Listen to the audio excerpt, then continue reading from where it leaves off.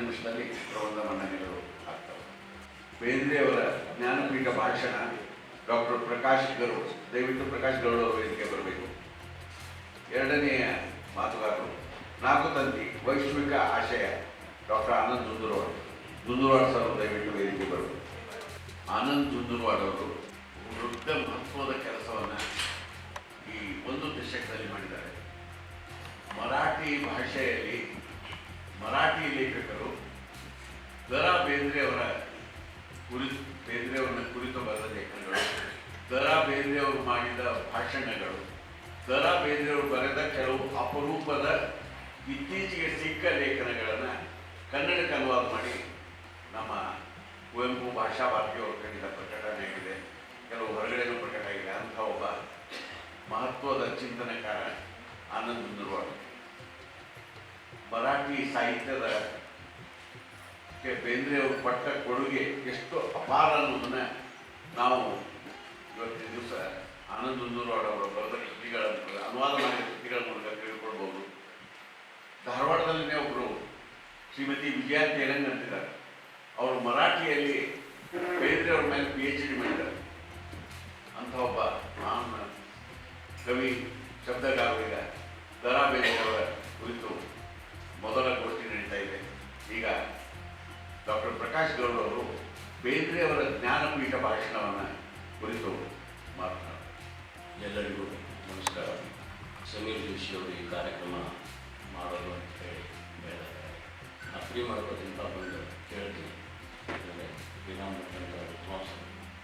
ಹಿಂದಿರುವಂಥ ಮಹಾನ್ ಕವಿಗಳು ಮಾತಾಡ್ತಾ ಅಂದರೆ ಕೇಳ್ತೀನಿ, ಇಲ್ಲ ನೀವು ಮಾತಾಡ್ತೀನಿ ಅಂತ ಹೇಳಿ ಸ್ವಲ್ಪ ನಾನು ನಾಟಕ ಏನು ಮಾತಾಡೋದು ಮಾತಾಡ್ತೇನೆ. ನೀವು ಬೇಂದ್ರೆಯವರ ಜ್ಞಾನಪೀಠ ಸಂದರ್ಭದಲ್ಲಿ ಅವರು ಮಾಡಿದಂಥ ಭಾಷಣ ಕುರಿತು ನೀವು ಮಾತಾಡ್ತೀರಿ ಅಂತ ಹೇಳಿ ಇಷ್ಟು ನೋಟ್ಸು ಕೊಟ್ಟಿರ್ತೀವಿ. ನಾವು ಚೌಪಡಿಯಿಂದ ನಾವು ಮಾತಾಡೋದು ನಾಟಕದಲ್ಲ, ಚೌಪಡಿ ಬೇಕು. ಆ ಚೌಪಡಿ ಕೊಟ್ಟರು. ಆ ಚೌಪಡಿ ಎಷ್ಟು ಟೀ ತಂತ್ರದನ್ನ ಹರಿಸೋಬೇಕಾದ್ರೆ ನಮಗೆ ಈಗ ನಾವು ಭಾಳ ಕಷ್ಟಪಡ್ತೀವಿ. ಬಹುಶಃ ನನಗನ್ನಿಸುತ್ತೆ ಒಂದು ಕಾರಣ ಇದಕ್ಕೆ ನನಗೆ ಈ ಮಾತುಗಳನ್ನು ಆಡುವುದರ ಮೂಲಕ ನಾಟ್ಯ ಪ್ರಜ್ಞೆ ಮತ್ತು ಕಾವ್ಯ ಪ್ರಜ್ಞೆ ಈ ಕುರಿತು ನಾನು ಸರ್ ಹತ್ರ ಭಾಳ ಮಾತಾಡ್ತೀನಿ.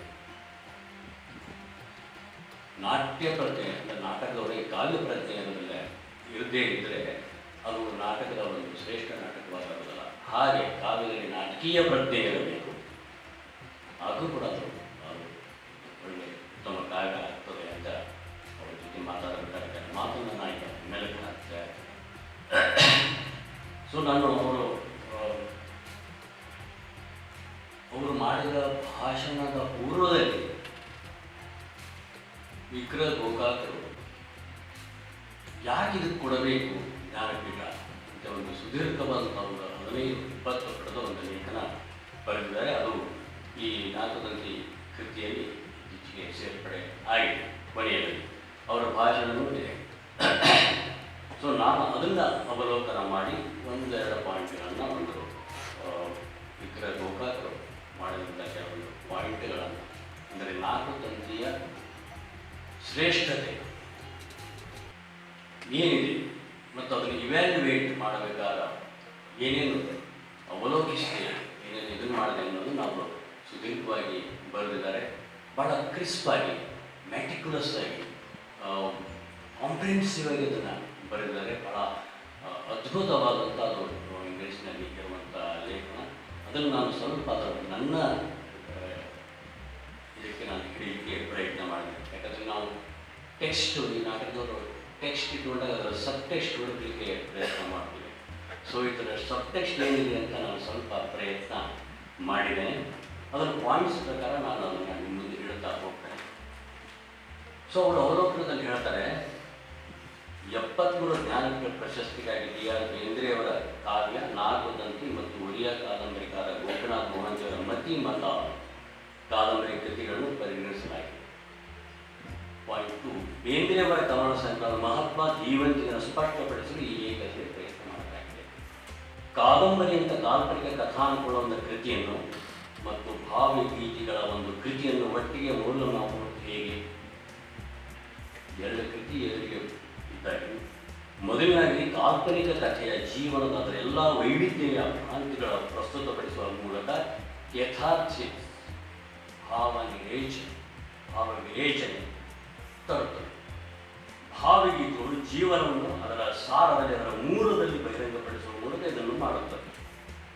ನನಗೆ ಇಂಟ್ರೆಸ್ಟಿಂಗ್ ಒಂದು ಇಮೇಜ್ ಕೊಡ್ತಾ ಇರೋದು ಥಿಯೇಟರ್ನವರಿಗೆ ಎಕ್ದಮ್ ನಮಗೆ ಫ್ಲ್ಯಾಶ್ ಅದು. ಭಾವಗೀತೆಗಳು ಮಿಂಚಿನ ಬೆಳಕಿನ ಸಂಚಿನ ಸರಣಿಯ ಮೂಲಕ ಭಾವೋದ್ದೀಪನ ಸಾಧಿಸುತ್ತವೆ. ಥಿಯೇಟರ್ ಇಮೇಜ್ ಒಂದು ಕೊಡ್ತಾರೆ ಕಾದಂಬರಿ ಬಗ್ಗೆ ಅವರು. ಕಾದಂಬರಿಗಳ ಫುಟ್ಲೈಟ್ಗಳ ಮೂಲಕ ಫಿಕ್ಷನ್ ವೇದಿಕೆಯಲ್ಲಿನ ಪಾತ್ರಗಳ ಮೇಲೆ ಕೇಂದ್ರೀಕರಿಸುತ್ತದೆ. ಅವರ ವೈಶಿಷ್ಟ್ಯಗಳು ಮತ್ತು ಅವರ ಉಡುಗೆ ವಿವರಗಳು ತೋರಿಸುತ್ತವೆ. ಅವರ ಬಳಸುವ ವಿಧಾನಗಳು ವಿಭಿನ್ನವಾಗಿವೆ. ಅದರ ಸೌಂದರ್ಯದ ಪರಿಣಾಮ ಆಳ ಮತ್ತು ವ್ಯಾಪ್ತಿಯ ತುಲನಾತ್ಮಕ ನಿರ್ಣಯಿಸಬಹುದು. ಒಮ್ಮೆ ನಾವು ಯಥಾರ್ಥಿಸ್ ಮೇಲೆ ಕೇಂದ್ರೀಕರಿಸುತ್ತೇವೆ. ಹೀಗೆ ಪ್ರತಿಯೊಂದು ಯಶಸ್ಸನ್ನು ತನ್ನದೇ ಆದ ವಲಯದಲ್ಲಿ ದೃಶ್ಯೀಕರಿಸಿದೆ. 1970 ಜ್ಞಾನಪೀಠ ಪ್ರಶಸ್ತಿಗೆ ಒರಿಯಾ ಕಾದಂಬರಿ ಮತ್ತು ಕನ್ನಡ ಕವಿತೆ ಹೇಗೆ ನೀಡಲಾಗಿದೆ ಎಂಬುದನ್ನು ನೋಡೋಣ. ಅದು ಸುದೀರ್ಘವಾದ್ದು, ನಾನು ಒಂದು ಶಾರ್ಟ್ ಮಾಡಿಕೊಂಡು ನೋಟ್ ಮಾಡ್ತೇನೆ. ಬೇಂದ್ರೆಯವರು ಆಯ್ಕೆ ಮಾಡಿಕೊಳ್ಳುವ ವಸ್ತು ವಿಷಯಗಳತ್ತ ಗಮನ ಹರಿಸಲಾಗಿದೆ.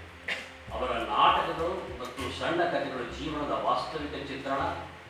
ಅವರ ವಿಮರ್ಶಾತ್ಮಕ ಪ್ರಬಂಧಗಳಲ್ಲಿ ಸೌಂದರ್ಯಶಾಸ್ತ್ರ ಮತ್ತು ಅದರ ಬಹುಮುಖಿ ಕವಿತೆಗಳಲ್ಲಿ ವಿವಿಧ ಮನಸ್ಥಿತಿಗಳ ಮತ್ತು ವರ್ತನೆಗಳನ್ನು ಒಳಗೊಂಡಿದೆ. ಬೇಂದ್ರೆಯವರು ಬರೆದ ನಾಟಕಂತಿ ಇಂಪಾರ್ಟೆಂಟ್ ಇದೆ.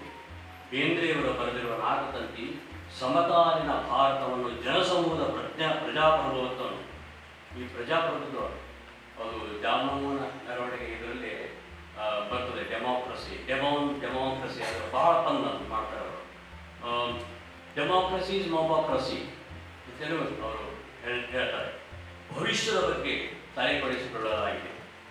ಕೆಲವರಿಗೆ ಗತಕಾಲದ ಬಗ್ಗೆ ಅತಿಯಾದ ಒಲವು, ಭಾಷಾ ಮತ್ತು ಪ್ರಾದೇಶಿಕ ಮತಾಂಧತೆ, ಅವಿಭಾಜ್ಯ ಜೀವನವನ್ನು ನೋಡದೆ ಒಂದು ಕಾರಣ ಸ್ಪೀಡ್ ಕಾರಣ ಹಾಗೆ ಅದನ್ನೇನೋ ಒಂದು ಅಂತೆ ಇದನ್ನು ಮಾಡಿದ್ರೆ ಹೇಗೆ ಡಿಸ್ಟಾರ್ಟ್ ಆಗ್ತದೆ. ಹಾಗೆ ಅಂಥ ಗುಂಪಿನಂಥ ಫ್ರಾಯ್ಡ್ ಮತ್ತು ಅಡ್ಲರ್ ಸಿದ್ಧಾಂತಗಳಲ್ಲಿ ಆಟವಾಡುವ ನಗರ ಜನರ ಒಲವು, ಕೇವಲ ಬಾಹ್ಯ ಅಸ್ತಿತ್ವವನ್ನು ಹೊಂದಿರುವ ಕವಿತೆಗಳಲ್ಲಿ ರೂಢಿಗತ ದೇಶಾಚಾರ, ಫ್ಯಾಷನ್ಗಳು ಮತ್ತು ಪಂಥಗಳು, ವರ್ಗಗಳು ಮತ್ತು ಚಿಂತನೆಯ ಶಾಲೆಗಳ ನಡುವಿನ ಪೈಪೋಟಿಯನ್ನು ಚಿತ್ರಿಸುತ್ತದೆ. ನಾಟಕದಲ್ಲಿ ರಚನಾತ್ಮಕ ಚಿಂತನೆಯನ್ನು ಪ್ರಸ್ತುತಪಡಿಸುತ್ತದೆ. ಸ್ಥಿರಮೂರ್ತಿ ವ್ಯಕ್ತಿಯ ಹೃದಯ ನಿಜವಾದ ಪ್ರಜಾಪ್ರಭುತ್ವ ಹೊಂದಿ ಬರಬೇಕು. ಭೂತಕಾಲವು ಜೀವಂತದ ವರ್ತಮಾನದ ಭಾಗವಾಗಬೇಕು. ಇದನ್ನು ನನಗೆ ನಮಗೆ ನೆನಪಾದರೆ T.S. Eliot ಒಂದು ಉಕ್ತಿ. Time present and time past are both perhaps present in time future, and time future contained in time past. If all time is eternally present, all time is understandable. T.S. Eliot ಹೇಳ್ತಾರೆ. ಅವರು ಪಲಸು ಅಥವಾ ಹೋಳಿ ಅನ್ನೋ ಪದ್ಯದ ಬಗ್ಗೆ ಒಂದು ಸಣ್ಣ ಒಂದು remark ಮಾಡಿದ್ದಾರೆ. ಇವರು ಹೋಳಿ ಅಂದರೆ ಕಸವನ್ನು ಸುಡುವುದು ಎಂದರ್ಥ. ಕಾವ್ಯವು ಅದನ್ನು ಬರೆಯುವ ಭಾಷೆಯ ಸಾಹಿತ್ಯಿಕ ಸಂಪ್ರದಾಯಗಳ ಸಾರವನ್ನು ಸಮೀಕರಿಸಬೇಕು. ನಾವು ಹೃದಯದ ಉಳುಮೆ ಮಾಡುವವರಾಗಿರಬೇಕು. ನದಿಯ ಒತ್ತರಿಗ ನಮಗೆ ನೆನಪಾಗ್ತದೆ. ಸಾರ್ವತ್ರಿಕ ನಂಬಿಕೆಯ ಪ್ರತಿಪಾದಕರಾಗಿರಬೇಕು ಮತ್ತು ಶುದ್ಧ ಆನಂದದ ಯೋಗದ ಪ್ರತಿಪಾದಕರಾಗಿರಬೇಕು. ನಾವು ಅಂತ್ಯವಿಲ್ಲದ ಅನ್ವೇಷಣೆಗೆ ಹೋಗಬೇಕು. ಜಗತ್ತು ಮತ್ತು ಅದರ ವಸ್ತುಗಳ ಆತ್ಮ, ವೈಯಕ್ತಿಕ, ದೈವಿಕ ಮತ್ತು ಪರಮಾತ್ಮ ಎಂಬ 4 ಅಂತಿಮಗಳನ್ನು ನಾವು ಅರಿತುಕೊಳ್ಳಬೇಕು. ಆಗ ಹೊಸ ಮಾರ್ಗಕ್ಕೆ ಹೊರಹೊಮ್ಮುತ್ತದೆ. ಇವೆಲ್ಲವೂ ಇದರಲ್ಲಿ ಬರುವ 44-45 ಪದ್ಯದಲ್ಲಿ ಇಟ್ಕೊಂಡು ಅವರು ಬೇರೆ ಬೇರೆ ಅದನ್ನು ಥೀಮ್ ಅಂತ ಮಾಡ್ತಾರೆ, ಸಿಂಬಾಲಿಸಮ್ ಅಂತ ಮಾಡ್ತಾರೆ, ಎಟರ್ನಿಟಿ ಅಂತ ಮಾಡ್ತಾರೆ. ಹೀಗೆ ಬೇರೆ ಬೇರೆ ಅವರು ಅದನ್ನು ವಿಭಾಗಿಸಿ ಅದನ್ನು ಹೇಳ್ತಾ ಹೋಗ್ತಾರೆ. 4 ತಂತಿಯಲ್ಲಿ ಉಲ್ಲೇಖಗಳು ಚೌಕಟ್ಟು, ಪೂರ್ವ ಮತ್ತು ಪಾಶ್ಚಿಮಾತ್ಯ ಚಿಂತನೆಗಳು, ಆಧುನಿಕ ಮನೋವಿಜ್ಞಾನ ಮತ್ತು ಸಮಾಜಶಾಸ್ತ್ರ, ಭಾರತೀಯ ಸೌಂದರ್ಯಶಾಸ್ತ್ರ, ಭಾರತೀಯ ಪುರಾಣಗಳು, ಕನ್ನಡ, ಮರಾಠಿ ಮತ್ತು ಸಂಸ್ಕೃತ ಸಾಹಿತ್ಯ ಮತ್ತು ವಿಶೇಷವಾಗಿ ವೇದಗಳು, ಉಪನಿಷತ್ತುಗಳು, ಪುರಾಣಗಳು ಮತ್ತು ಮಹಾಕಾವ್ಯಗಳನ್ನು ಹಿನ್ನೆಲೆಯಲ್ಲಿ ಒಳಗೊಂಡಿವೆ. ಇಷ್ಟೆಲ್ಲ ಒಳಗೊಂಡಿದೆ. ಮಾತಾಡ್ತಾ ಒಂದು ಪ್ರಸ್ತಾಪ ಸರ್ ಜೊತೆಗೆ ಇದು ಬಹಳ ಒಂದು ಇಷ್ಟೊಂದು ವೇದ, ಇಷ್ಟೊಂದು ವಿಪನಿಷತ್ತು, ಪುರಾಣ, ಮಹಾಕಾವ್ಯ ಕಾವ್ಯದ ಮೇಲೆ ಒತ್ತಡ ಆಗ್ತದೆ ಅಂತ ಒಂದು ಚರ್ಚೆ ಕೂಡ ಆಗ್ತಾ ಇದೆ. ನಾಲ್ಕು ತಂತಿ ತನ್ನದೇ ಆದ ಹಾಸ್ಯ, ವಿಡಂಬನೆ, ವ್ಯಂಗ್ಯವನ್ನು ಹೊಂದಿದೆ ಮತ್ತು ಅಪರೂಪದ ಮನಸ್ಥಿತಿಗಳು, ತಮಾಷೆ ಮತ್ತು ಶುದ್ಧ ಸೌಂದರ್ಯ ಮತ್ತು ಭಾವಪರವಶತೆಯ ಸಬ್ಲಿಮಿಟಿ ಹೊಂದಿದೆ. ಆದರೆ ಇದು ತಮಾಷೆ ಮತ್ತು ಶುದ್ಧ ಸೌಂದರ್ಯ ಮತ್ತು ಭಾವ ಪರವಶತೆಗೆ ಬೆರೆತು ಮತ್ತಷ್ಟು ಉತ್ಕೃಷ್ಟತೆಯನ್ನು ಪಡೆಯುತ್ತದೆ. ಸೊ ವಿಡಂಬನೆ, ಪನ್ ಇವೆಲ್ಲ ಬೇಂದ್ರೆಯವ್ರ ಭಾಷೆ ಜೊತೆಗೆ ಅವ್ರೇನು ಆಟ ಆಡ್ತಲ್ಲ. ಯಾಕಂದ್ರೆ ನೋ ಮತ್ತು ಡೂ ಇವೆರಡು ಪದ್ಯ ಓದಿಬಿಟ್ರೆ ನಮಗೆ ಅರ್ಥ ಆಗ್ತದೆ. ಇನ್ನೊಂದು ಪದ್ಯ ಅವರು ಹೂ, ಸೊ ಅದನ್ನು ಜೊತೆ ಸೇರಿ ಹುಡುಕು ಅಂತ ಮಾಡ್ತಾರೆ. ಸೊ ನೋ ಡೂ ಹುಡುಕು ಹೀಗೆ ಅಂದರೆ ಯಾವುದೇ ಭಾಷೆಯನ್ನು ತಗೊಂಡು ಬಂದು ಅವರು ತಮ್ಮ ಕಾಲದಲ್ಲಿ ಇದನ್ನು ಮಾಡಿಕೊಂಡು ಅದು ಬೇರೆ ಭಾಷೆಗಳಿಗೆ ಅವ್ರ ಜೋಡಿ ಅರ್ಥ ಸಂವೇದನೆ ಇದೆಯಲ್ಲ, ಅರ್ಥ ವಿಸ್ತಾರವನ್ನು ಬಹಳ ಅದ್ಭುತವಾಗಿ ಅವರು ಕಟ್ಟಿಕೊಡ್ತಾರೆ. ಶ್ರಾವಣ ಕೈಗಳು ಮತ್ತು ನಾಲ್ಕು ತಂತಿಗಳ ಸಂವಾದವು ನಾಟಕೀಯವಾಗಿ ಕಾಣಿಸಿಕೊಂಡಿದ್ದರೂ ಸಂಭಾಷಣಾ ಶೈಲಿಯ ಮೂಲತತ್ವ ಡು 40ನೇ ಪದ್ಯದಲ್ಲಿ ನಾವು ನೋಡಬಹುದು. ನೋ 41ನೇ ಪದ್ಯ ನೋ ನೋ ಇಲ್ಲ, ನೋ ತಿಳಿ, ಏನೋ ಡಬ್ಲ್ಯೂ ನೋ, ಇದ್ರ ಬಗ್ಗೆ ಮಾತಾಡ್ತಾರೆ. No do or no do do or no and do very important. Multilingual ಪನ್ ಇವೆಲ್ಲವೂ ಕೂಡ ನಾವು ಕಾಣ್ತೇವೆ. ಮಾಡುವವನು ನಾನೇ, ಮಾಡದವನು ನಾನೇ. ಇದನ್ನು ನಾವು ಲಿಂಕ್ ನಾವು ಭಗವದ್ಗೀತೆ ಕೊಡಬಹುದು. ಚಾತುರ್ವರ್ಣ್ಯ ಮಯಾ ಸಿಸ್ಟಮ್ ಗುಣಕರ್ಮ ವಿಭಾಗ ಪ್ಲಸ್ ಇಲ್ಲಿವರೆಗೆ ಹೇಳ್ಬಿಡ್ತಾರೆ. ನಾವು ಇಲ್ಲಿಗೆ ನಿಂತ್ಕೊಂಡು ಬಿಡ್ತೀವಿ. ಆದರೆ ಮುಂದೆ ಇಂಪಾರ್ಟೆಂಟ್ ಇದೆ. ಸಸ್ಯಕರ್ತಾರಪಿ ಮಾ ವಿದ್ಯಾಕರ್ತಾರಂ ಮ ವ್ಯಯಂ. ಮಾಡೋನು ನಾನೇ, ಮಾಡದವನು ನಾನೇ. ಸೊ ನಾವು ಚಾತುರ್ವರ್ಗ ಅಂತ ಹೇಳಿ ಇಲ್ಲಿಗೆ ನಿಂತ್ಕೊಂಡು ಬಿಟ್ಟರೆ ನಾವು ಅಪಾಯಕ್ಕೆ ಸಿಗಾಕ್ಬರ್ತೇವೆ. ಸೊ ಆ ಅಪಾಯವನ್ನು ನಾವು ಮುಂದೆ ಹಾಕಬೇಕು ಅನ್ನೋದಕ್ಕೆ ನೋಡು ಪದ್ಯವನ್ನು ನಾವು ಓದಲೇಬೇಕು ಮತ್ತು ಇದನ್ನು ನಾವು ಲಿಂಕ್ ಮಾಡ್ಕೊಳ್ಳೋಕ್ಕೆ ಸಾಧ್ಯತೆ. ಮತ್ತು ಇವೆಲ್ಲ ನಮಗೆ ಅವರು ಪಂಚರತಿ ಕವಿತೆಗಳಲ್ಲಿ ಕಂಡುಬರುತ್ತದೆ. ಶಬ್ದಕೋಶವು ಸಾಮಾನ್ಯ ಮತ್ತು ತಾಂತ್ರಿಕ ಪದಗಳಿಂದ ಹಿಡಿದು ಕಾವ್ಯಾತ್ಮಕ ಪದಗಳವರೆಗೆ ವಿಲಕ್ಷಣ ಪದಗಳಿಗೆ ವ್ಯಾಪಿಸಿದೆ. ಡೂ ಮಾಡು, ನೋ ಮತ್ತು ಶಿಶುಮಾರು ನಾರಿ ಇಂತಹ ಅತೀಂದ್ರಿಯ ಕವಿತೆಗಳಲ್ಲಿ ಪುರಾತನವಾದ ಪದಗಳಿವೆ ಮತ್ತು ಒಂದು ಪದದಿಂದ ಮತ್ತೊಂದು ಪದವನ್ನು ನಿರಂತರವಾಗಿ ಬೆಳಗಿಸುವ ಅಂತರ್ಬೋಧೆಯ ಒಂದು ಸರಪಳಿ ಹೊಳಪುಗಳು ಈ ಸಂಗ್ರಹದಲ್ಲಿ ಕಾಣಿಸಿಕೊಳ್ಳುತ್ತವೆ. ಸಂಗ್ರಹದ ಅರ್ಹತೆಗಳು ಈ ರೀತಿ ಅವರು ಸಂಕ್ಷಿಪ್ತಗೊಳಿಸಿ ಹೇಳಿದ್ದಾರೆ. ಎ ಕವಿತೆಗಳು 9 ಗುಂಪಿನಿಂದ ಸೂಚಿಸಿದ ವಿವಿಧ ವಿಷಯಗಳು. ನೀವು ಅವನ್ನೆಲ್ಲ ವಿಭಾಗ ಮಾಡ್ಕೋಬಹುದು. ನಾವು 7 ಗುಂಪುಗಳಿಂದ ಸೂಚಿಸಲಾದ ಲಯಬದ್ಧ ಮತ್ತು ರಚನಾತ್ಮಕ ರೂಪಗಳ ವೈವಿಧ್ಯತೆ.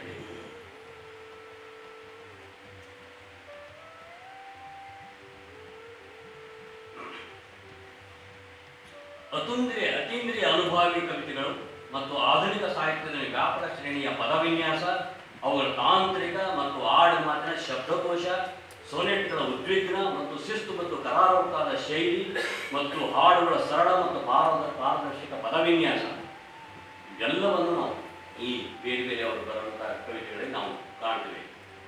ಅನೇಕ ಕವಿತೆಗಳು ಸಂದರ್ಭೋಚಿತ ಚಿತ್ರಣ, ನಟರಾಜ, ಬಾಲಿ, ಪೌಂಡ್ರಗ, ಬ್ಯಾಗಲ್, ಹೋಳಿ ಅದು ಹೊಲಸು ಮತ್ತು ಸಿದ್ಧಾರ್ಥನ ಪದೆಯ ಸಾಂಪ್ರದಾಯಿಕ ಚಿಹ್ನೆಗಳು, ಶ್ರಾವಣ, ನಂದಿ, ಪಂಚಾರತಿ ಮತ್ತು ಹೃದಯದ ಕ್ಷೇತ್ರ ಜಾಮವನ ಮತ್ತು ಶಿಶುವಾರ ಪದ್ಯಗಳ 3 ಶ್ರೇಷ್ಠ ಸಾಂಕೇತಿಕ ಅರ್ಥವನ್ನು ಮಂಡಿಸುವಂಥ ಪದ್ಯಗಳಾಗಿವೆ ಅಂತ ಹೇಳ್ತಾರೆ.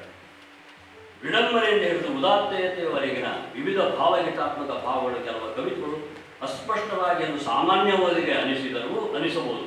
ಏಕೆಂದರೆ ಕವಿತೆಗಳಲ್ಲಿ ಹುದುಗಿರುವ ಉಲ್ಲೇಖಗಳು ಮತ್ತು ಪ್ರಸ್ತಾಪ ಸಂಪತ್ತು ಅವರಿಗೆ ಸುಲಭವಾಗಿ ಸಿಗುವುದಿಲ್ಲ.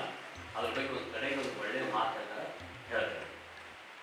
ಬೇಂದ್ರೆಯವರ ಟೀಕೆಯ ಭಾಷಾಶಾಸ್ತ್ರ, ಪಠ್ಯವಿಮರ್ಶೆ ಮತ್ತು ಐತಿಹಾಸಿಕ ಮತ್ತು ಜೀವನ ಚರಿತ್ರೆಯ ಟೀಕೆಯಿಂದ ಹಿಡಿದು ಸೌಂದರ್ಯ ಶಾಸ್ತ್ರದವರೆಗೆ ವ್ಯಾಪಕ ವ್ಯಾಪ್ತಿಯನ್ನು ಹೊಂದಿದೆ. 4 ತಂತಿ ವಿಷಯಗಳ ವಿಶ್ಲೇಷಣೆಯಿಂದ ಅವರ ಕಾವ್ಯದ ವೈವಿಧ್ಯೆಯ ಕಲ್ಪನೆಯನ್ನು ಪಡೆಯಬಹುದು. ಅವರ ವೈಯಕ್ತಿಕ ಪ್ರಬಂಧಗಳು ಮತ್ತು ಪಾತ್ರ ರೇಖಾಚಿತ್ರಗಳು ಹೊಸ ಪೀಳಿಗೆಯನ್ನು ಕನ್ನಡಕ್ಕೆ ಪರಿಚಯಿಸಿದವು. ಕವಿತೆ, ಟೀಕೆ, ಪ್ರಬಂಧ, ಸಣ್ಣ ಕಥೆ, ರೇಖಾಚಿತ್ರಗಳು, ಅನುವಾದಗಳು ಹೀಗೆ ಬೇಂದ್ರೆಯವರು ಮುಟ್ಟದ ಯಾವುದೇ ಸಾಹಿತ್ಯದ ಎಲ್ಲ ಪ್ರಕಾರಗಳಲ್ಲಿ ಒಂದು ಆರಾಧಕ ಮನೋಧರ್ಮವನ್ನು ನಾವು ಕಾಣುತ್ತೇವೆ. 4 ತಂತಿ ಪಟ್ಟಣಗಳು ಮತ್ತು ಹಳ್ಳಿಗಳಿನ ಆಧುನಿಕ ಭಾರತೀಯ ಜೀವನ, ಸಮಕಾಲೀನ ಪ್ರಜ್ಞೆ ಮತ್ತು ಅದರ ವಿರೂಪಗಳು ಮತ್ತು ಮಿತಿಗಳು ಮತ್ತು ಒಟ್ಟಾರೆಯಾಗಿ ಮಾನವರು ಇನ್ನೂ ಸಾಧಿಸದ ಆತ್ಮದ ಸೂಕ್ಷ್ಮ ವ್ಯಾಪ್ತಿಯನ್ನು ಒಳಗೊಂಡಿದೆ. ಸಾಮಾಜಿಕ ಮತ್ತು ರಾಜಕೀಯ ದುಷ್ಕೃತ್ಯಗಳನ್ನು ಖಂಡಿಸುವಲ್ಲಿ ಅದ್ಭುತವಾಗಿರುವ 4 ತಂತಿ, ಅದರ ನಂದಿ ಶಕ್ತಿಯ ಪ್ರತಿಪಾದನೆ, ಶುದ್ಧ ಆನಂದದ ಯೋಗ, ವ್ಯಕ್ತಿಯ ಹೃದಯದಿಂದ ನಿಜವಾದ ಪ್ರಜಾಪ್ರಭುತ್ವದ ಹೊರಹೊಮ್ಮುವಿಕೆ, ಡೂ ಮಾಡು, ನೋ ತಿಳಿ, ಇಲ್ಲ ಹೌದು ಎಸ್, ಈ ಮೌಲ್ಯಗಳನ್ನು ಮಾಡ್ತೇನೆ, ತಿಳಿತೇನೆ, ಇಲ್ಲ ಹೌದು, ಈ ಮೌಲ್ಯಗಳನ್ನು ಮಾನವ ಹೊಂದಿರುವ ಸಂಬಂಧಗಳ ಅಂತ್ಯವಿಲ್ಲದ ಪರಿಶೋಧನೆ ಮತ್ತು ಹೊಸ ಪ್ರಪಂಚದ ಆಗಮನ ಸಂಪೂರ್ಣ ಸೌಂದರ್ಯ, ಭಾವ ಪರವಶತೆ ಮತ್ತು ಉತ್ಕೃಷ್ಟತೆಗಳಲ್ಲಿ ಧ್ಯಾನಸ್ಥ ಚಿಂತನೆ 4 ತಂತಿಯ ಕಾವ್ಯದಲ್ಲಿ ನಾವು ಕಾಣ್ತೇವೆ. ತನ್ನ ಆಯ್ಕೆಯ ರೂಪದಲ್ಲಿ ತನ್ನ ದೃಷ್ಟಿಯ ಅಭಿವ್ಯಕ್ತಿಗೆ ಲಭ್ಯವಿರುವ ಸಾಧನೆಗಳನ್ನು ಬೇಂದ್ರೆಯವರು ಯಾವ ಯಶಸ್ಸಿನಿಂದ ನಿಭಾಯಿಸಿದ್ದಾರೆ ಅನ್ನೋದು ಒಂದು ಕೌತುಕ ಹುಟ್ಟಿಸುತ್ತದೆ ಅಂತ ಹೇಳ್ತಾರೆ. ಬೇಂದ್ರೆ ಕಾವ್ಯ ದ್ರವ್ಯ ಅಂದರೆ ವಿಷಯಾಧಾರಿತ ಪರಿಸ್ಥಿತಿ, ಚಿಂತನೆಯ ರಚನೆ, ಛಂದಸ್ಸಿನ ಮತ್ತು ರಚನಾತ್ಮಕ ರೂಪ, ವಾಕ್ಚಾತುರ್ಯ ಮತ್ತು ಶೈಲಿ, ಸಂಕೇತ ಮತ್ತು ಚಿತ್ರಣ, ಮನಸ್ಥಿತಿಗಳ ಗುಣಮಟ್ಟ ಮತ್ತು ಜೀವನದ ತತ್ವಶಾಸ್ತ್ರ ಇವೆಲ್ಲವನ್ನು ಪ್ರತಿಪಾದಿಸುತ್ತೆ ಹೇಳ್ತಾರೆ. ಹಾಗಾಗಿ ವ್ಯತಿರಿಕ್ತ ಲಕ್ಷಣ ಕವಿತೆಯ ವಿಭಾಗಗಳನ್ನಾಗಿ ನಾವು ಅದರಲ್ಲಿ ಪ್ರತ್ಯೇಕಿಸಬಹುದು ಅಂತ ನಾವು ಕಂಡುಕೊಂಡಿದ್ದೇವೆ. ಪೂರ್ವ ಮತ್ತು ಪಾಶ್ಚಿಮಾತ್ಯ ಚಿಂತನಾ ವ್ಯಾಪ್ತಿಯಲ್ಲಿ ತೋರಿದ ಉತ್ಕೃಷ್ಟ ಶ್ರೇಣಿಯ ವಿಚಾರ ಮತ್ತು ಆಕಾರ, ಹೊಸ ಛಂದಸ್ಸಿನ ರಚನೆಯಲ್ಲಿ ಪದವಿನ್ಯಾಸಗಳ ಸಾಮಗಾನ ಗೇಯತೆಯ ಸಮತೂಕ, ಅದರ ಒಂದು ಪದ್ಯದಿಂದ ಇನ್ನೊಂದು ಪದ್ಯಕ್ಕೆ ಇರುವ ಅದೇ ಸಾವಯವ ಸಾಮಗಾನದ, ಯಾಕಂದ್ರೆ ನೀವು ನೋ ಪದ್ಯವನ್ನು ಓದಿದ್ರೆ ಗೊತ್ತಾಗುತ್ತೆ. ನೋ ನೋ ನೊಣ, ಜೀವನ, ಆಮೇಲೆ ರಾಣಿ, ಜೇನು ನೊಣ, ಇವೆಲ್ಲವೂ ನೀವು ಸಾಮಗಾನದ ಪದ್ಧತಿಗೆ ಅದನ್ನು ನೀವು ವಾಚಿಸಬಹುದಾಗಿದೆ. ಸಾಮಗಾನದ ಬೆಸುಗೆಯ ಸರಪಣಿ ಇವು 3 ಬೇಂದ್ರೆ ಕಾವ್ಯದ ವೈಖರಿಯನ್ನು ಅತ್ಯುನ್ನತ ಪ್ರತೀಕಗಳಾಗಿವೆ. ಹಾಸ್ಯದಿಂದ ಉದಾತ್ತೆಯವರೆಗಿನ ಮನಸ್ಥಿತಿಗಳು ಮತ್ತು ಅವರ ಜೀವನದ ತತ್ವಶಾಸ್ತ್ರದ ಸಮಗ್ರ ಸ್ವರೂಪ ಇವೆಲ್ಲವೂ ಬೇಂದ್ರೆಯನ್ನು ಆಧುನಿಕ ಕವಿಗಳ ಉನ್ನತ ಶ್ರೇಣಿಗೆ ಇರಿಸುತ್ತವೆ. ಅವರ ಕವಿತೆಗಳ ಒಂದು ಮಿತಿ ಅಂದರೆ, ಕೊನೆಯದಾಗಿ ಅವರು ಇದೊಂದು ಭಾಳ ಇಂಟ್ರೆಸ್ಟಿಂಗ್ ಒಂದು ಪಾಯಿಂಟ್ ಇದು ಮಾಡ್ತಾರೆ. ಅಂದರೆ ಒಂದು ನಡೆದಂಥ ಒಂದು ಸಭೆಯಲ್ಲಿ ಯಾರೋ ಅಧ್ಯಕ್ಷರಿದ್ದಂತೆ ಮನೆಜೀವರು ಇದಾಚಾರ ಹೇಳ್ತಾರೆ, ಇಲ್ಲ ಒಬ್ರು ಯಾರೋ ಕವಿಗಳಿದ್ದಾರೆ, ಅವರ ಅರ್ಥ ಅಂತ ಬರೋದು ಭಾಳ ಅರ್ಥ ಇದೆ ಅಂತ ಇದನ್ನು ಮಾಡ್ತಾರೆ ಅಂತ ಹೇಳಿದಾಗ ಬೇಂದ್ರೆಯವರು ಅದಕ್ಕೆ ನಾನು ಒಂದು ಕವಿತೆ ಓದ್ತೀನಿ ಅಂತ ಹೇಳಿ ಅದರಿಂದ ಹೋಗಿ ಬಂದು ಕುತ್ಕೊಂಡು ಒಂದು ಕವಿತೆ ಓದಿ ಕರೆಯಕ್ಕಾಗುತ್ತೆ ತಾನು ಪ್ರತಿಕ್ರಿಯೆ ಆ ಭಾಷಣಕ್ಕೆ ಅಂದ್ರೆ ಅಧ್ಯಕ್ಷರ ಭಾಷಣ ಆದಮೇಲೆ ಇಲ್ಲ ನಾನು ಮಾತಾಡಲೇಬೇಕು ಅಂತೇಳಿ ಮಾತಾಡಿದಂತೆ. ಕಡೆಗೆ ಅವರು ಪೈಗಳನ್ನು ಆರ್ಗನೈಸ್ ಮಾಡಿದ್ರಂತೆ. ಇವರು ನಡು ಸೇರ್ಕೊಂಡಾಗ ಪೈಗಳು ಅವ್ರು ಕೋಟೆ ವಿಜಯಕ್ಕೆ ಇಲ್ಲ ಮುಗಿಸಿ ಅದನ್ನು ಬೆಳೆಸ್ತಾ ಇದ್ದಾರೆ ಕೂಡ ಅವರೊಂದು ಬೇಂದ್ರೆಯವರು ಒಂದು ಭಾಳ ಒಂದು ಮೇಷ್ ಕೊಟ್ಟಂತೆ. ಬೇಂದ್ರೆ ಈಗ ನರಸಿಂಹನ ಅವತಾರ ತಾಳೆನ ಪ್ರಹ್ಲಾದ ಬೇಡ್ಕೊಳ್ಳಿಕ್ಕೆ ಅಂತ ನಾನು ಸೊ ಅಂದರೆ ಈ ರೀತಿಯ ಒಂದು ಬೇಂದ್ರೆ ಅಂದರೆ ನರಸಿಂಹರ ಅಂತಲೂ ಗೊತ್ತಿದೆ, ಪ್ರಹ್ಲಾದನ ಪತ್ನಿ ಅವರಿಗೆ ಖಂಡಿತ ಭಾಳ ಸ್ವಾರಸ್ಯಕರವಾಗಿ ನಾವು ಬೇಕಾದಷ್ಟವನ್ನು ಹೇಳಿದ್ದಾರೆ. ಅವರ ಕವಿತೆಗಳ ಒಂದು ಮಿತಿ ಎಂದರೆ ಅದರ ಅತ್ಯಂತ ವಿಸ್ತಾರವಾದ ಅರ್ಥಬಾಹುಳ್ಯಗಳ ಆಕರ್ಷಕ ಗುಣ. ಈ ಅರ್ಥಬಾಹುಳ್ಯ ಗುಣದಿಂದಾಗಿ ಇದು ಸಾಮಾನ್ಯ ಓದುಗರಿಗೆ ಸ್ವಲ್ಪ ಮಟ್ಟಿಗೆ ಸಂದಿಗ್ಧತೆ ಒಡ್ಡಿದೆ. ಆದರೆ ಎಲ್ಲಿ ದೇವರ ಸಂಪತ್ತು ನಮ್ಮ ಮುಂದೆ ಹರಡಿರ್ತದೋ, ಅದು ಚೆಲ್ಲಾಡಿಬಿಟ್ಟಿರ್ತದೋ, ಅಲ್ಲಿ ದೂರು ನೀಡುವುದು ಸ್ವಲ್ಪ ಅಸಮಂಜಸವಾಗುತ್ತದೆ. ಇದು ನಮ್ಮ ಈಗ ಗೊತ್ತಾಗೋದು ತಮ್ಮ ಒಂದು ಇವ್ಯಾಲ್ಯುವೇಟ್ ಇದರಲ್ಲಿ ಮಾಡಿದರೆ ಅದು ಸೊ ಈ ಆಲ್ಮೋಸ್ಟ್ ಇದರಲ್ಲಿ ಇರುವಂಥ ಎಲ್ಲ ವಿಚಾರಗಳು ಇದರಲ್ಲಿ ಅವರ ಬೇಂದ್ರೆ ಇದರಲ್ಲಿ ಇದೆ. ನಾನು ಸಮಯದ ಅಪಾರದ ಪೂರ್ತಿಯನ್ನು ಓದಿಕಟ್ಟುವುದಿಲ್ಲ, ಇದರಲ್ಲಿ 4 ಗಂಟೆ ಸಿಗುತ್ತದೆ.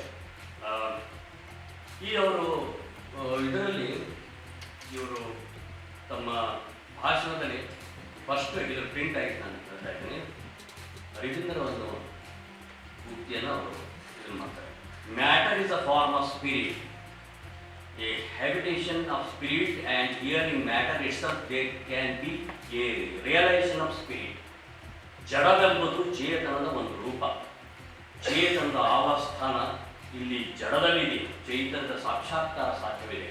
ನನಗೆ ಇದು ಓದಿದಾಗ ಅಥವಾ ಈ ಪಾಯಿಂಟ್ ನಾನು ಇದು ಮಾಡಿದಾಗ ಐನ್ಸ್ಟೈನ್ ಮಾತು ನನಗೆ ಐನ್ಸ್ಟೈನ್ ಅವನ ಜಡದ ಮೂಮೆಂಟು, ಜಡದ ಒಟ್ಟು ಪ್ರಕೃತಿಯಲ್ಲಿ ಜಡವಸ್ತುಗಳ ಬಗ್ಗೆ ಭಾಳ ದೀರ್ಘವಾಗಿ ವಿಚಾರ ಮಾಡ್ತಾನೆ. ಬೇಂದ್ರೆಯವರು ತಮ್ಮ ಈ ಭಾಷಣದಲ್ಲಿ 3-4 ವಿಭಾಗಗಳ ಬಗ್ಗೆ ಮಾತಾಡಿದ್ದಾರೆ. ಒಂದನೇ ವಿಭಾಗ ಮರಾಠಿಯವನಾಗಿ ನಾನು ಹೇಗೆ ಕನ್ನಡದವನು ಅನ್ನೋದು ಕೂಡ ಅವರು ಇಂಪಾರ್ಟೆಂಟ್ ಆಗಿದೆ ಎಂದು ಹೇಳ್ತಾರೆ. ಅಂದರೆ ಅವರು ನಾನು ಪಂಪ ಕುಮಾರವ್ಯಾಸನ ಧಾರವಾಡ ರೀಜನ್ ಅಲ್ಲಿಯವನು, ನಾನು ಕನ್ನಡದವನು ಯಾಕಂದರೆ ನಾನು ಆಂಡಯ್ಯನ ಸಂಪ್ರದಾಯದವನು, ಅಚ್ಚ ಕನ್ನಡದವನು. ಯಾಕಂದರೆ ಅವರು ಕೊಡೋದು ಇದು ಅದು ಆಂಡಯ್ಯನ ಕಬ್ಬಿಗರ ಕಾವ ಆ ಇದನ್ನು ಕೊಡ್ತಾರೆ ಅವರು. ನಾನು ಎಲ್ಲರಿಗೂ ಕಾಣಿಸುವ ಅಥವಾ ಎಲ್ಲರಿಂದ ನಾನು ತ್ಯಜಿಸಿ ನಿಂದಂಥ ಬಾಹುಬಲಿಯವನು. So I am Kannada, Marathi ಭಾಷೆ ಇದ್ದರೂ ಕೂಡ ನಾನು ಕನ್ನಡದವನು ಅನ್ನೋದನ್ನು ಅಸರ್ಟ್ ಮಾಡ್ಕೋತಾರೆ ಮತ್ತು ಅದರ ಬಗ್ಗೆ ಭಾಳ ಒಂದು ಆಳವಾಗಿ ಬೇರೆ ಬೇರೆ ಇವುಗಳನ್ನು ಕೊಡ್ತಾರೆ. ಮತ್ತು ಅವರು ಈ ಶೇರ್ ಮಾಡಿಕೊಂಡಿದ್ದು ಅದನ್ನು ಕೂಡ ತಾವು ಅಂದರೆ ಅವರು ಒಡಿಯಾ ಕೈವಿ ಇವ್ರ ಜೋಡಿ ಶೇರ್ ಮಾಡ್ಕೊಳ್ಳೋದನ್ನು ಶೇರ್ ಮಾಡ್ಕೊಳ್ಳೋದು ಅದೇ ನನಗೆ ಇದು ಆಗಿಲ್ಲ, ನಮ್ಗಿಂತ ಹಿಂದೆ ಪುಟ್ಟಪ್ಪನವ್ರು ತೊಗೊಂಡಿದ್ದು ಅವರು ಶೇರ್ ಮಾಡ್ಕೊಂಡಿದ್ರು ಅಂತೆ ಅವರ ಉಲ್ಲೇಖವನ್ನು ಮಾಡ್ತಾರೆ. ಸೊ ಅವರು ಈ ತಮ್ಮ ಭಾಷಣದಲ್ಲಿ ಕನ್ನಡದ ಬಗ್ಗೆ ತಾವು ಕನ್ನಡಿಗರಿ ಅಂತ ಹೇಳ್ಕೊತಾ ಅವರು ಕನ್ನಡದ ಆಚೆಗೆ ತನ್ನ ಕಾವ್ಯದ ಇದರಲ್ಲಿ ಲಂಘಿಸ್ತಾರೆ. ಅದು ಬಹಳ ಮಹತ್ವದ್ದು. ಇನ್ನೊಂದು ಇದರಲ್ಲಿ ಅವರು ಹೇಳ್ತಾ ತಮ್ಮ ಈ ನಾನೀ ಆನು ತಾನು ಇದನ್ನು ಅವರು ಆದರೆ ಹೇಗಂದ್ರೆ ನಾವು ಪೀರಿಯಾಡಿಕ್ ಸೈನ್ಸ್ ಸ್ಟೂಡೆಂಟ್ಸ್ ಗೊತ್ತಾಗುತ್ತೆ, ಪೀರಿಯಾಡಿಕ್ ಟೇಬಲ್ಸ್ ಅಂತ ಇರ್ತಾವೆ. ಬೇಂದ್ರೆಯವರು ಅವ್ರ ಒಟ್ಟು ಸಂಖ್ಯಾಶಾಸ್ತ್ರವನ್ನು ಇದನ್ನು ನೋಡಿಬಿಟ್ರೆ ಪೀರಿಯಾಡಿಕ್ ಟ್ಯಾಬ್ಸ್ ಮೆಂಡೆಲ ಬರೆದಿಲ್ಲ, ಅದಕ್ಕಿಂತ ದೀರ್ಘವಾದ 3³ 4³ = 6³ - 5³ = 91. That is 1973, 74. ಇದರ ಬಗ್ಗೆ ಅವರು ತಮ್ಮದೊಂದು ಸಂಖ್ಯಾಶಾಸ್ತ್ರದ ಒಂದು ಸಂದಿಗ್ಧವಾದಂಥ ನನ್ನಂಥ ಸೈನ್ಸ್ ಸ್ಟೂಡೆಂಟ್ಗೂ ಗೊತ್ತಾಗದಂಥ ಇದನ್ನು ಅವರು ಹೇಳ್ತಾರೆ. ಇನ್ನೊಂದು ಅವರು ತಮ್ಮ ಭಾಷಣದಲ್ಲಿ ಈ ಯಶಸ್ಸಿನ ಬಗ್ಗೆ ಭಾಳ ಒಂದು ಮಜವಾದ ಮಾರ್ಮಿಕವಾದಂಥ ಒಂದು ಮಾತು ಹೇಳಿದ್ದಾರೆ. ಅಂದರೆ ಈಗ ಯಶಸ್ಸು ಸಿಗ್ತಲ್ಲ ಅಂದರೆ ಅರ್ಥನೂ ಬಂತು, ಪ್ರಶಸ್ತಿನೇ ಬಂತು. ನಾನು ಭಾಳ ಸರಳವಾಗಿ ಯಾವುದೇ ಪ್ರಶಸ್ತಿ ಪದ್ಮಶ್ರೀ ಇರಲಿ, ಸಣ್ಣದೇ ಇರಲಿ ದೊಡ್ಡದೇ ಇರಲಿ ತರದ್ದು ಹೋಗೇ ಬಿಡ್ತೀನಿ. ಅದು ನನಗೆ ಸಂತೋಷ. ಯಾಕಂದರೆ ಅವ್ರಿಗೆ ಧಕ್ಕೆ ಆಗಬಾರ್ದು ಮತ್ತು ನಾನೇನು ಮಾತಾಡಬೇಕು ಮಾತಾಡಬೇಕು. ಹಾಗಾಗಿ ನಾನು ಆ ಇದರಲ್ಲಿ ಪ್ರಶಸ್ತಿ ಯಶಸ್ಸು ಬಗ್ಗೆ ಅವರು ಒಂದು ಮಾತನ್ನು ಹೇಳ್ತಾರೆ, ಭಾಳ ಇಂಟ್ರೆಸ್ಟಿಂಗ್ ಅಂತ. ಕಾವ್ಯಂ ಯಶಸ್ಸಿಯ ಅರ್ಥಕತೆ. ಅವಾಗ ಕಾವ್ಯಕ್ಕೂ ರೊಕ್ಕ ಬರ್ತದಲ್ಲ ಅಂತ. ಕಾವ್ಯಂ ಯಶಸ್ಸಿಯ ಅರ್ಥಕತೆ ಅದೇ ಅವರು ಒಂಥರ ಬೆರಗುಗೊಂಡು ಮತ್ತು ಭಾಳ ಒಂದು ಮಾರ್ಮಿಕವಾದಂತ ಹೇಳಿ, ಕಾವ್ಯವು ಆಗೀಗ ಧನವನ್ನು ತರುತ್ತದೆ. ಇಂದಿನ ಲೌಕಿಕ ಪ್ರಪಂಚದ ಧನಕ್ಕೆ ಎಷ್ಟೇ ಕೆಟ್ಟ ಹೆಸರಿದ್ರು ಅದು ತೇಜಸ್ವಿ ಮುಖವನ್ನು ಪೂರ್ಣವಾಗಿ ಕಳೆದುಕೊಂಡಿಲ್ಲ. ಹಣವೇ ಹೆಚ್ಚು ತೂಕವುಳ್ಳದ್ದಿದೆಯೇ ಮತ್ತು ಕೀರ್ತಿ ಬರೀ ಧ್ವನಿ ಮಾತ್ರವೇ. ಸೊ ಹಣ ಮತ್ತು ಕೀರ್ತಿ ಎರಡರ ಬಗ್ಗೆ ಅವರು ಮಾತಾಡ್ತಾ ಕೀರ್ತಿನ ಒಂದು ಮಾತನ್ನೇ ಅವರು ಕೋಟ್ ಮಾಡ್ತಾರೆ. Fame like A wayward girl shall still be coy to those who woo her with two slavish knees and makes surrender to a thoughtless boy and dots the more upon a heart at ease ಅಂತ ಹೇಳಿದ್ರು.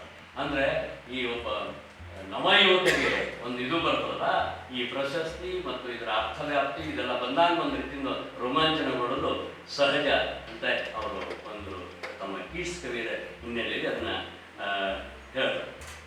So ಈ ರೀತಿಯಾಗಿ ಅವರು ಮತ್ತು ತಮ್ಮ ಒಟ್ಟು ನಮ್ಮ ಭಾಷಣದಲ್ಲಿ ಈ ಆನು ನೀನು ತಾನು ನಾಟಕೀಯ ಬೇರೆ ಬೇರೆ ಕವನಗಳಲ್ಲಿ ಶಿಶುಪಾಲನ ದಾಳಿ, ಜಾಮನು ಮೆರವಣಿಗೆ, ಆಮೇಲೆ ನಮ್ಮ ನೋವು ಮತ್ತು ಡು ಇದರಲ್ಲಿ ಅದರ ಬಗ್ಗೆ ಕುರಿತಾಗಿ ಅವರು ಭಾಳ ಮಾರ್ಮಿಕವಾಗಿ ಹೇಳಿದ್ದಾರೆ. ನಾನು ಹೆಚ್ಚು ಸಮಯ ತಗೊಳ್ಳದೆ ಕಡೆಗೆ ಅವರು ಒಂದು ಮಾತನ್ನು ಹೇಳ್ತಾರೆ. ಈ ಗೌರವ ಪಡೆದ ಲೇಖಕರಲ್ಲಿ ನಾನು 10ನೇಯವನು. 10 ಎಣಿಸು. ಏನೋ ನಮ್ಮ ಶೀಟ್ ಬಂದು 10 ಎಣಿಸ್ತೀವಿ ನಾವು. 10 ಎಣಿಸ್ ಶೀಟ್ ಹೇಳೋದು ಹೋಗ್ತೀವಿ ಅಥವಾ 10 ಎಣಿಸ್ತೀರ ಸರಿಯಾಗ್ತದೆ ಒಂದು ಗಾಡಿ ನೋಡಿ ಇದೆ ನಮಗೆ ಎಂಬೊಂದು ಹಿತವಾಕ್ಯವಿದೆ. 1, 2, 3, 4 ಇದು 10. 4ರವರೆಗೆ ಅಂಕಿ ಕೂಡಿಸಿದರೆ 10 ಆಗುತ್ತದೆ. ನಾರಾಯಣಂ ನಮಸ್ಕೃತಂ ನರಂ ಚೈವ ನರೋತ್ತಮಂ ದೇವಿಂ ಸರಸ್ವತಿಂ ವಾಚಂ ತಥೋ ಜಯಂ. ಇದನ್ನು ಇಷ್ಟು ಹೇಳಿ ಅವರು ತಮ್ಮ ಲೇಖನವನ್ನು ಮರಾಠಿ ಜ್ಞಾನಪೀಠ ಪಡೆದ ಸಂದರ್ಭದಲ್ಲಿ ಹೇಳಿ ಮುಗಿಸಾಡಿ ಇನ್ನು ಬೇರೆ ಬೇರೆ ವಿವರಗಳಿವೆ. ಇಂದಿರೋರ ಮಾತುಗಳು ಕೇಳಲು ಕೌತುಕನಾಗಿದ್ದಾರೆ. ನನಗೆ ಈ ವಿಷಯದ ಮಾತುಗಳನ್ನು ಹಂಚಿಕೊಳ್ಳಲು ಅವಕಾಶ ಮಾಡಿಕೊಟ್ಟ ಸಂಘಟನೆಗಳಿಗೆ ವಿದ್ವತ್ಪೂರ್ಣ ಪ್ರಬಂಧವನ್ನು ಮಂಡಿಸಿದ ಪ್ರಕಾಶ್ ಗರುಡ್ ಅವರಿಗೆ ಅನಂತ ಧನ್ಯವಾದಗಳು. ಅವರು ಆ ಭಾಷಣ ಏನು ಓದಿದರೊಳಗೆ ಬೇರೆಯವರು ಬರೀತಾರೆ, ನನ್ನ ಮನೆ ಮಾತು ಬೇರೆಯದಾಗಿದ್ದರೂ ನಾನು ಕನ್ನಡದವನ್ನೆಂದು ಸ್ವೀಕರಿಸಿ ಕನ್ನಡಿಗರಿಗೆ ಪ್ರಶಸ್ತಿ ಕೊಟ್ಟಿದ್ದಾರೆ, ಅದಕ್ಕಾಗಿ ಅನಂತ ಧನ್ಯವಾದಗಳು ಅಂತ ಹೇಳ್ತಾ ಅವ್ರು ಹೇಳ್ತಾರೆ, ಬಹುಶಃ ಜ್ಞಾನಪೀಠ ಪ್ರಶಸ್ತಿ ಪಡೆದವರಲ್ಲಿ ನಾನೇ ಪ್ರಥಮ ಅಂತ ಅನ್ನಿಸ್ತದೆ, ಮನೆ ಮಾತು ಅಲ್ಲದವನಿಗೆ ಕೊಟ್ಟಂಥದ್ದು ಅಂತ ಅನ್ನುವಂಥ ಮಾತನ್ನು ಕೂಡ ಅವರು ಹೇಳ್ತಾರೆ.